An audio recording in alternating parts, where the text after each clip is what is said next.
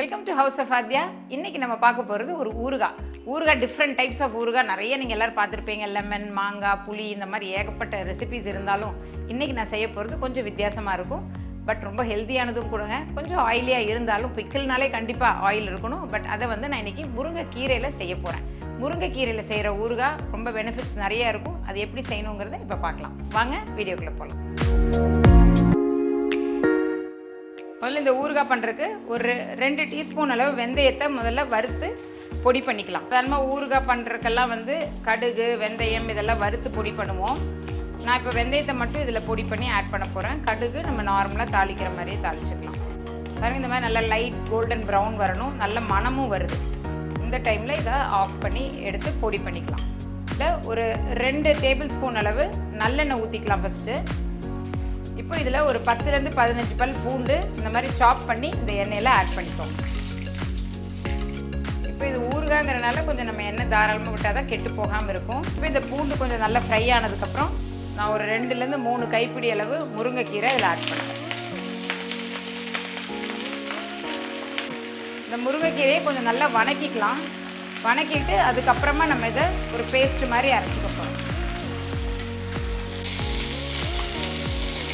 இப்போ இந்த மாதிரி இது ஓரளவுக்கு நல்லா வணங்கினோன்னே நம்ம இதை தனியாக எடுத்து வச்சிடலாம்.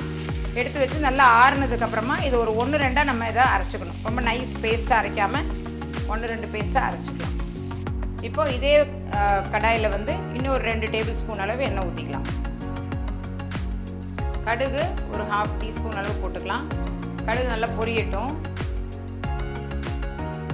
கடுகு நல்லா பொரிஞ்சிருச்சு. இப்போ நம்ம கொஞ்சமாக பெருங்காயத்தூள் போட்டுக்கலாம், நல்ல மணம்காக. எவ்வளோக்கு எவ்வளோ போடுறீங்களோ அந்தளவுக்கு டேஸ்ட் நல்லாயிருக்கும்.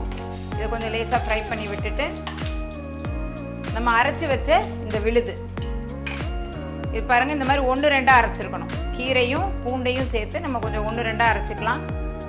அரைச்சி இதை நம்ம இதில் ஆட் பண்ணிடலாம்.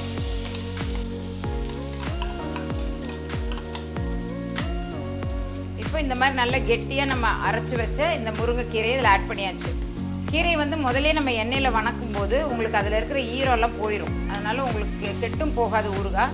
பூண்டு இந்த மாதிரி நீங்கள் அங்கங்கே தெரிகிற மாதிரி நீங்கள் க்ரன்ச்சியாக நீங்கள் அரைச்சிக்கிட்டிங்கன்னா நல்லாயிருக்கும். டேஸ்ட்டு சாப்பிட்றதுக்கு மவுத் ஃபீல் நல்லாயிருக்கும். இப்போ பாருங்கள், இதில் ஈரமே சுத்தமாக இல்லை. ஃபஸ்ட்டு இந்த ஊறுகாய்க்கு தேவையான அளவுக்கு புளிப்பு போட்டுக்கலாம். சாதாரணமாக நம்ம லெமன், மாங்காய் ஊறுகாயெல்லாம் புளி இருக்கும். அதனால் நம்ம புளி ஆட் பண்ண மாட்டாங்க. பட் இந்த மாதிரி புளிப்பு இல்லாத எதில் நீங்கள் ஊறுகாய் பண்ணாலும் கொஞ்சம் புளி ஆட் பண்ணிக்கலாம். காரத்துக்கு தேவையான அளவு மிளகாப்பொடி. இது ஊறுகாங்கிறனால கொஞ்சம் காரம் நல்லா தூக்கலாகவே போட்டுக்கலாம். ஏன்னா நம்ம கொஞ்சமாக தான் சாதத்தோடு வச்சு சாப்பிட போகிறோம். அதனால் கம்மியாக போட்டிங்கன்னா உங்களுக்கு குழம்பு டேஸ்ட்டில் வந்துடும். கொஞ்சம் நல்ல காரம் நல்லா தூக்கலாகவே ஆட் பண்ணிக்கோங்க.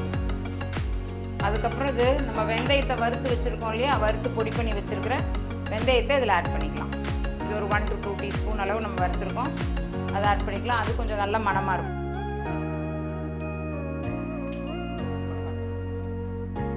இப்போ இந்த டிஷ்ஷுக்கு தேவையான அளவு உப்பு ஆட் பண்ணிக்கலாம்.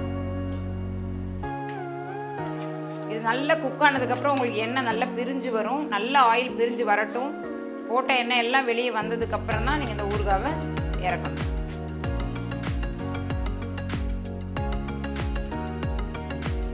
பாருங்கள், இப்போ இந்த ஆயிலெலாம் நல்லா சூப்பராக ரிலீஸ் ஆயிடுச்சு.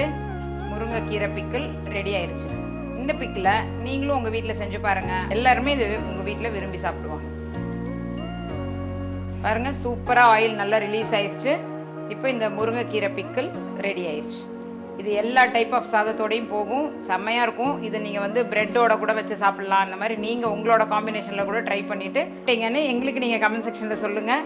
நல்ல டிஃப்ரெண்ட்டான காம்பினேஷன்லேயும் நீங்கள் இதை ட்ரை பண்ணி பார்க்கலாம்.